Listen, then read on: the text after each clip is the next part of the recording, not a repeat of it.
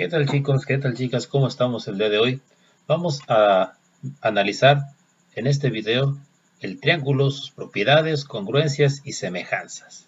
Para ello, vamos a iniciar diciendo que el triángulo es la porción del plano delimitada por tres rectas que se intersectan una a una en tres puntos llamados vértices.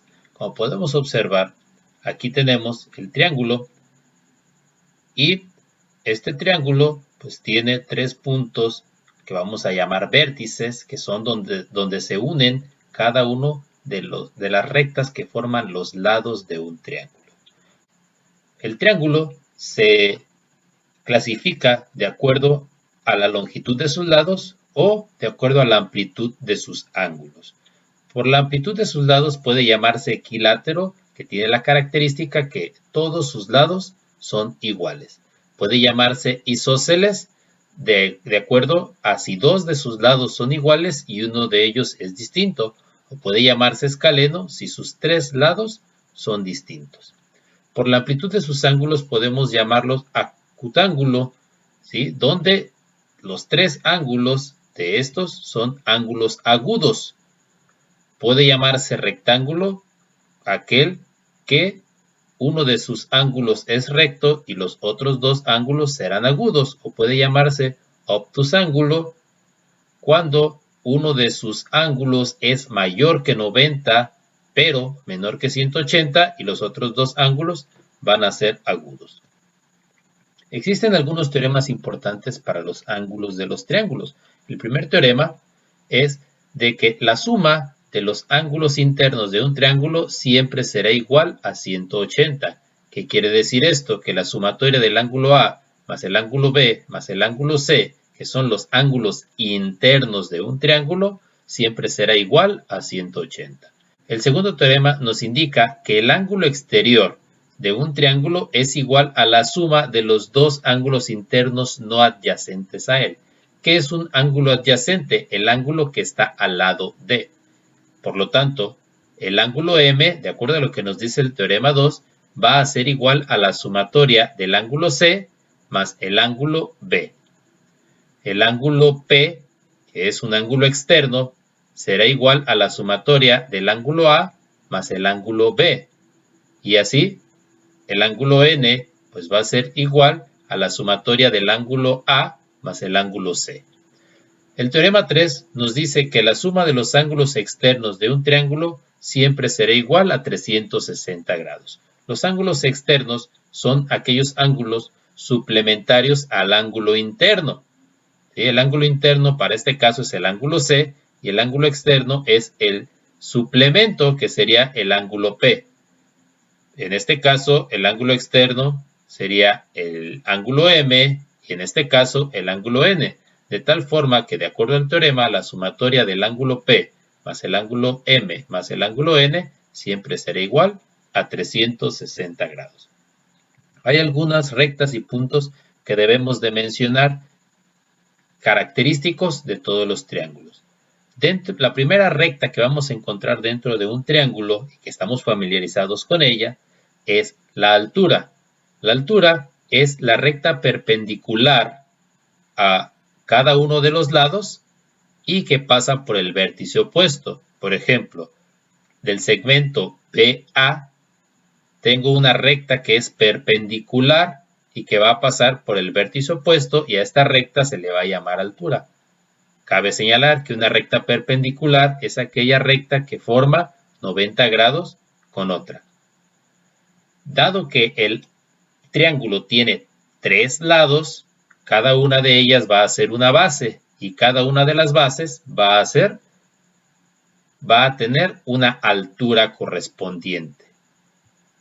El punto donde se unen las alturas del triángulo se va a llamar ortocentro. Tenemos también la recta mediana. ¿Qué es la mediana? La mediana es un segmento que une un vértice con el punto medio del lado opuesto. Es decir, del segmento BA, calculo el punto medio, es decir, el punto que divide este segmento en dos partes iguales y trazo un segmento de recta al vértice opuesto. Esta recta es la que se va a conocer como mediana. De igual forma, al tener 3 lados y 3 vértices, el triángulo tiene 3 medianas. El punto donde se intersectan estas rectas se va a llamar baricentro. La otra recta característica es la recta mediatriz. La recta mediatriz es la recta perpendicular al lado del triángulo, pero que pasa por el punto medio de este lado. A diferencia de la altura es la recta perpendicular a la base que pasa por el vértice opuesto. La mediatriz es la recta perpendicular que pasa por el punto medio de la base. Y el punto donde se intersectan las 3 rectas mediatriz se va a llamar circuncentro. Tenemos la recta bisectriz. Esta es la recta que divide en 2 partes iguales el ángulo interno de un triángulo. Al tener 3 ángulos internos, tenemos 3 rectas bisectriz. Y el punto donde se unen estas rectas bisectriz es el que conocemos como incentro.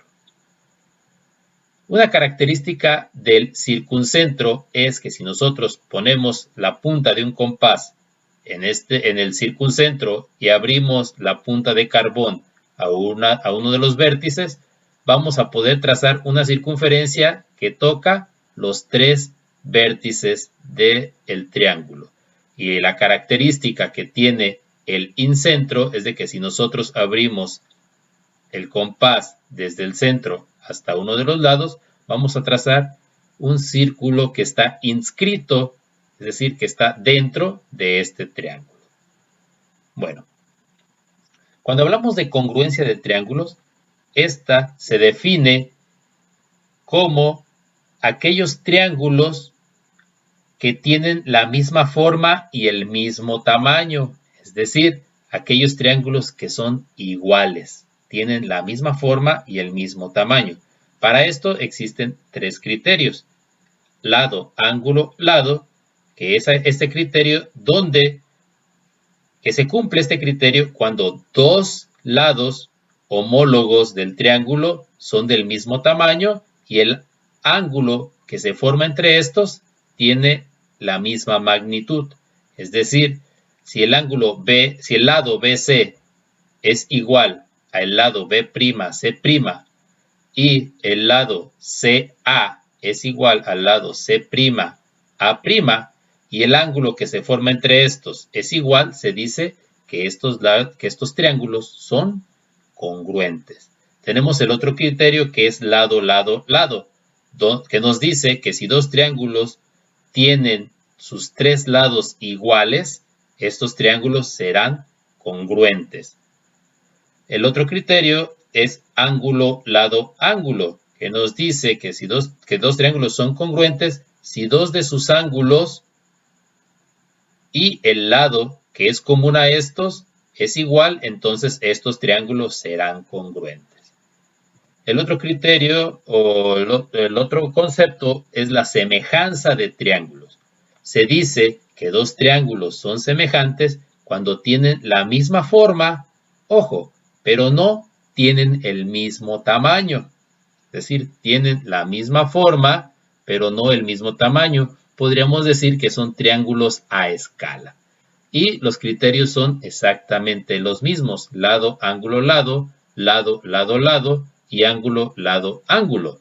¿Sí? Para el primer criterio, pues se dice que si los lados homólogos de un triángulo son proporcionales a los lados homólogos del otro triángulo y el ángulo que se forma entre estos es igual, entonces estos 2 triángulos serán triángulos semejantes, es decir, que tienen la misma forma, pero en distinto tamaño, y es un tamaño proporcional. El otro criterio es lado, lado, lado. Nos dice que estos 2 triángulos van a ser semejantes si sus 3 lados tienen la misma proporción. Finalmente, el criterio ángulo, lado, ángulo. Se dice que 2 triángulos son semejantes si 2 de sus ángulos son iguales y el lado que es común a estos es proporcional. Es decir, si estos ángulos son iguales y el lado AB con A' y B' son proporcionales, se dice que estos triángulos serán semejantes. Algo que es muy importante mencionar para la semejanza de los triángulos es el concepto de razones y proporciones. Vamos a iniciar con el concepto de una razón. Una razón no es otra cosa que la relación que existe entre dos magnitudes. Por ejemplo, la relación que puede existir entre el segmento AC y el segmento A'C'. Entonces podemos escribirlo de la siguiente manera. La razón del segmento AC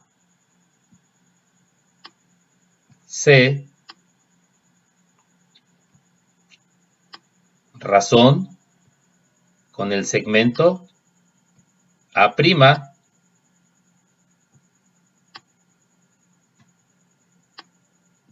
C'. Esta es la razón que existe entre los lados AC y AC', son los lados homólogos. Una proporción es la igualdad de dos razones, de tal forma que podemos decir que la proporción sería igual a la razón de C con B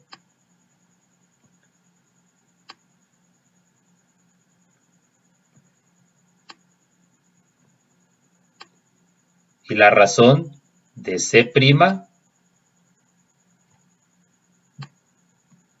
con B'.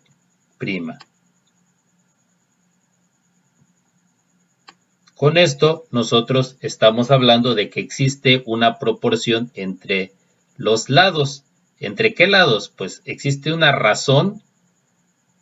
La razón es la división del segmento AC entre A'C', que es proporcional a la razón que existe entre C, B y C' y B'. Una razón entonces es la división de dos magnitudes y una proporción es la igualdad de dos razones. Con esto lo vamos a utilizar para resolver los ejemplos que veremos a continuación. Bien, pues muchas gracias, chicos. La bibliografía que utilicé fue el Matemáticas Simplificadas de CONAMAT y el libro de Geometría y Trigonometría de Josué Espinosa Rangel. Que tengan un excelente día. Saludos de su profe Regín. Vamos a los ejemplos.